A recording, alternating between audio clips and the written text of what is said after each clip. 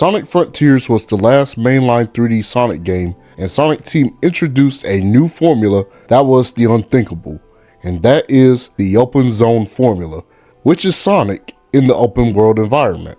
Now, back during the Forces era, I always dreamed of having an open world Sonic game after seeing games like Breath of the Wild and Ghost of Tsushima. When I saw fan projects like Sonic Utopia and Sonic GT seeing what the 3D Sonic gameplay would be like in an open setting where you could just run around freely in a terrain that's a playground for Sonic to traverse, I legitimately wanted Sonic Team to make an official open world Sonic game. And surprisingly enough, when I heard that the 2022 mainline game was going to be open world, immediately I was excited. But then the gameplay reveal was shown and all excitement was lost.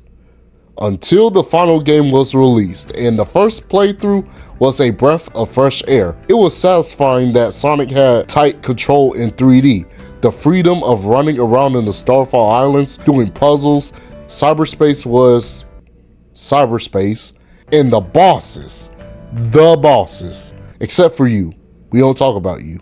Getting the memory tokens felt exhilarating, combat was flashy, and overall was a huge step up from Forces. Until now, when I replay it, and now it's just...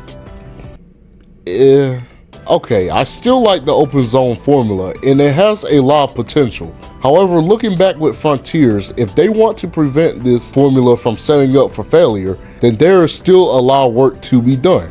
What are those requirements, you may ask? Well, that's what I'm going to talk about in this video. Let's get into it.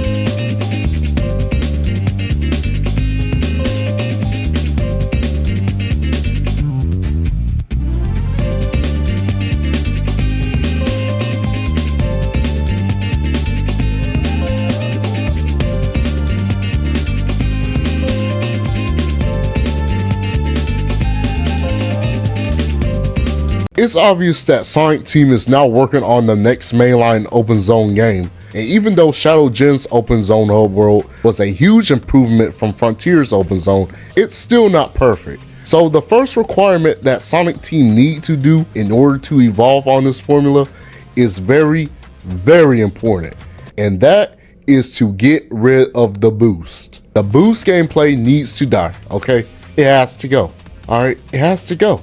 I felt that having the boost implemented into Frontiers held the game back from having the M word. Screw it, I'm just say it. Momentum to shoot myself into the air in order to get to point A to point B, similar to the classic games, but in a 3D open environment. Now that's not to say there wasn't any form of momentum in Frontiers. However, that will only function when you're on a rail, not on the regular terrain. And whenever you do a launch into the air on regular terrain, it's wildly inconsistent. This all borders down to the design for the open zone being associated around the boost gameplay rather than pure momentum gameplay, which is why we have a lot of floating rails and platforms in the air that you can do quote-unquote platforming challenges instead of having the rails and platforms make sense within the world for proper transversal. And I think that holds the open zone formula back from it being a, open zone. Further proof is when they added the spin dash, which is just a glorified boost button if you think about it, that gives you momentum, but at what cost if the design of the world itself isn't incorporated with the spin dash? Now, to be fair, at least they updated the platforming challenges where the spin dash and momentum is required, but again, I wish that was part of the actual design of the world and not just floating platforms. So for the open zone going forward, I want them to just leave the boost in the past and focus on pure momentum physics-based gameplay with platforming challenges that aren't floating in the air. Speaking of platforming challenges, the second requirement is to tone down on the automation. Replaying Frontiers made me realize, whenever I'm collecting the memory tokens, it felt like I didn't earn them one bit. Why? Well, here's an example from Kakaroto Aliyah.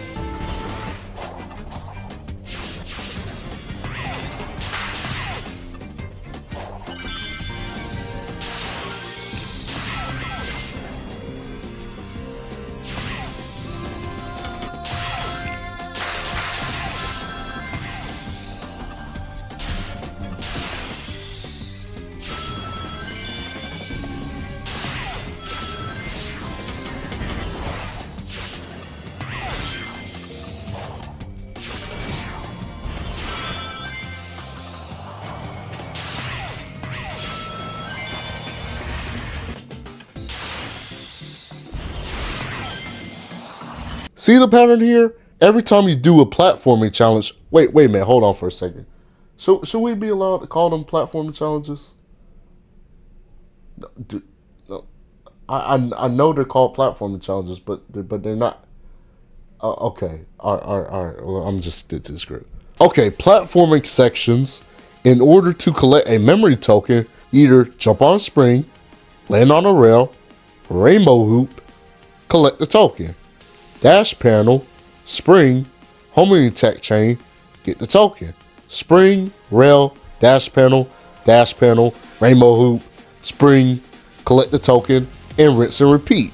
Now, you may have a few times where you have to platform. Most of how you collect these tokens doesn't take any effort whatsoever, and is carried by the automation of just hitting the dash panel to land through here, homing attack the spring to go through there. It gets repetitive and leaves no room for actual platforming challenges. I like how Shadow Generations slightly improves on the platforming challenges within the hub world in order to find the chest. So if they want to keep the collectathon element for the open zone formula, then they have to make what you're collecting worthwhile. Otherwise, you're just doing unnecessary padding just to kill time. The third requirement is to get rid of the baby puzzles. Most of the puzzles in Frontiers has to be some of the most brain dead puzzles I've ever seen in an open world game. There are some puzzles that are actually decent, like the timer in order to get to the goal on time, or the puzzles where you have to homing attack the balls into the hoops strategically. Those are actually puzzles that make sense to Sonic standards. And then you have these puzzles. Sidestep on the glowing square, walk on the glowing squares, go to a glowing light and press a single button, side loop around the flames, Tetris. These puzzles aren't even challenging, and in fact they're boring and once again unnecessary padding to kill time. If you're going to add puzzles, then make them interesting and challenging and have it make sense to Sonic standards. I like how, once again, in Shadow Generations, improves on the puzzles that make all the challenges time-based, just how it should be. So if the next open zone game can take nods from that, then the puzzles will improve drastically. Now last but not least, and this is also very important for the open zone to evolve, and that is having better island aesthetics and art direction. Now I get that Frontiers was going for a more melancholic, realistic setting for the Starfall Islands in order to fit the narrative. However, I don't want that to be the norm for the aesthetic of the environments going forward. And even then, Frontiers has some of the most unappealing art direction for these islands. I mean, you have grass, desert, volcano, grass, and more grass. So if they want to keep the whole separate island thing going for the open zone, then it requires a massive art direction change in a way that will feel more like Sonic. I want the islands for the next open zone game to be more vibrant and cartoony. Like, imagine an island that takes full inspiration from Sky Road from Team Sonic Racing. Not from Sonic Lost World, Team Sonic Racing, where the terrain is in the clouds, filled with hot air balloons in the sky, and have a lower path where you can just shoot yourself up into the sky, back up in the clouds. That would be an amazing concept.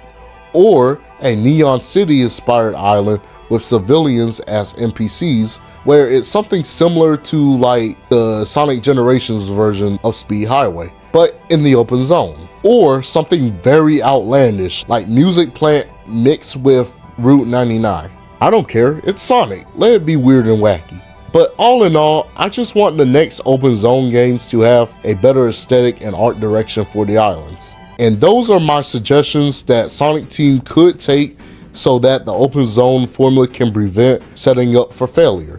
I point out all these things because the open zone formula to me has so much potential, and I want it to be the best it can be.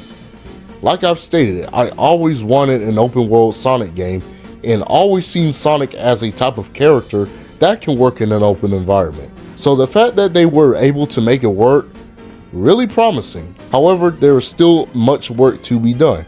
I know you've heard it all before about the stagnation of 3D Sonic gameplay and how Sonic Team are still stuck in their own ways and keep using the same bad design philosophies that hold 3D Sonic back.